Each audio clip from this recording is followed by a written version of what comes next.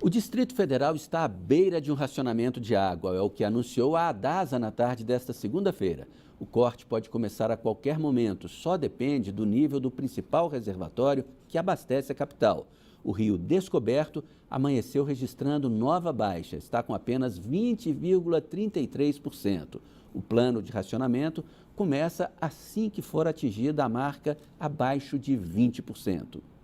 Quase 3 milhões de pessoas podem sofrer a qualquer momento com o racionamento de água. Basta o nível do reservatório do Descoberto atingir 20% da capacidade máxima. Toda vez que vocês olharem e virem que o reservatório está mais baixo, isso significa que saiu mais água do que entrou. Enquanto isso acontecer, a gente está com problema. O plano de racionamento já foi aprovado e está pronto para ser usado. A CAESB vai informar cada região semanalmente e avisar a população com um dia de antecedência.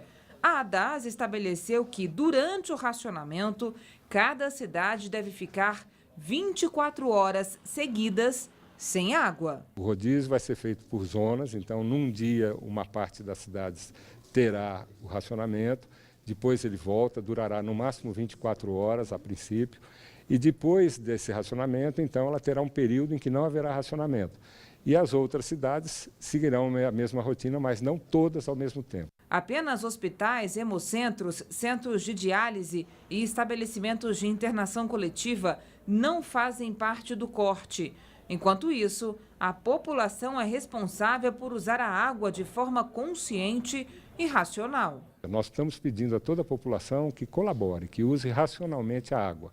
Se nós conseguirmos atingir a nossa meta, isso vai ficando para cada vez mais tarde. Aqueles consumidores que pretendem armazenar água devem ficar atentos a algumas dicas. Faço um apelo à população, marcada a volta da água, não precisa sair correndo e pegar toda a água que vem, porque tem um prazo e a CAESB deverá cumprir os prazos que ela assumiu conosco, com a ADASA e com toda a sociedade, por extensão, de ligar e desligar em horas marcadas.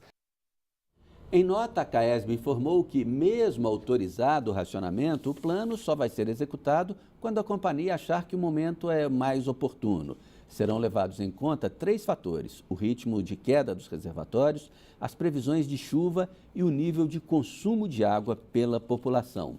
E diante desse racionamento iminente, o que a gente vai fazer?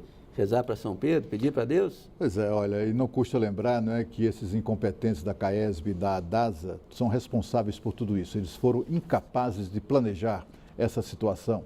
Esse Papai Noel aí da ADASA nem sequer sabe que o racionamento já está em curso. Já há semanas que há faltas consistentes de fornecimento d'água em várias regiões do país, aqui do Distrito Federal. Várias regiões, falta água pelo menos uma vez por semana. O racionamento está em curso e o Papai Noel da ADASA nem sequer sabe disso. Desemprego, Bolsa Família, educação e aposentadoria. O presidente Michel Temer soltou o verbo nessa manhã em um seminário sobre infraestrutura na sede da Confederação Nacional da Indústria. Ele lembrou que o rombo da Previdência chega a 150 bilhões de reais e acredita que a geração de emprego só deve ser retomada no segundo semestre de 2017.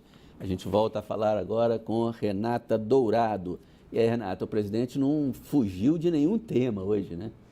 É verdade, Sérgio, essa é uma característica dele, né, de falar sobre temas, inclusive de temas polêmicos, e hoje, especialmente hoje, de fato, ele falou sobre vários assuntos, falou, por exemplo, sobre o Bolsa Família. Ele avalia aí que é um programa que não deve durar muito tempo, porque, segundo ele, essas famílias que vivem aí abaixo da linha de pobreza, né, que necessitam ainda hoje receber esse subsídio, esse suporte, esse dinheiro do governo, segundo ele, essas famílias devem melhorar economicamente e daqui a alguns anos, portanto, não vão mais precisar César falou aí sobre esse déficit da Previdência bilionário, né, 150 bilhões de reais. Disse que o governo dele não persegue aposentados, mas que é necessária uma reforma urgente, porque caso contrário, segundo ele, daqui a alguns anos o governo não vai ter dinheiro, não vai ter recursos para pagar esses aposentados. Imagina que situação, né? Então o governo já tem preparada aí essa reforma, deve enviar ao Congresso, a previsão é que envie ainda esse ano, mas o foco agora é de fato aprovar essa PEC que limita os gastos públicos, para depois o governo enviar ao Congresso Nacional essa reforma considerada também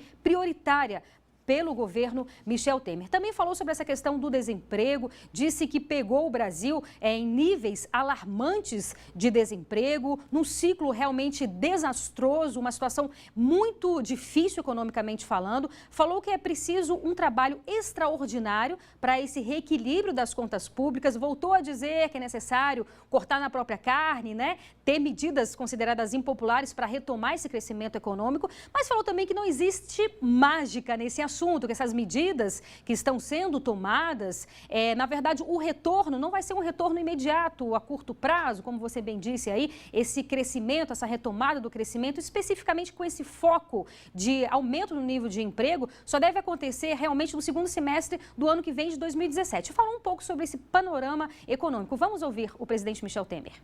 A superação dessa crise tão aguda exige um cuidado, exige um trabalho extraordinário que nos permita seguir adiante. E devo dizer aos senhores que este é um ciclo perverso, né, que nós estamos desmontando.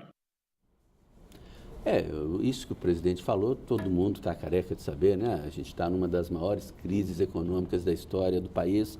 Agora a população ainda tem paciência para esperar a coisa melhorar ainda 6 meses, 1 ano?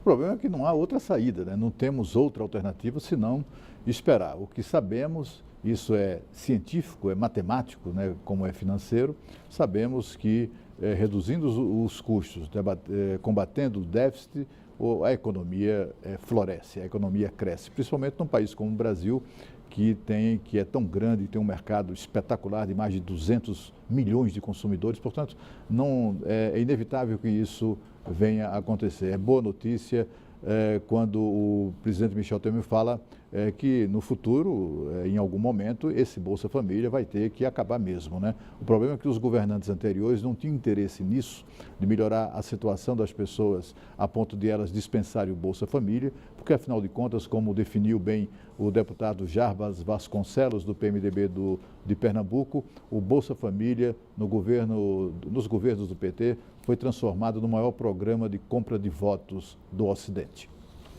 Veja a seguir, taxistas fazem ato em apoio ao projeto de lei federal que pode proibir o Uber. O Band Cidade volta já já.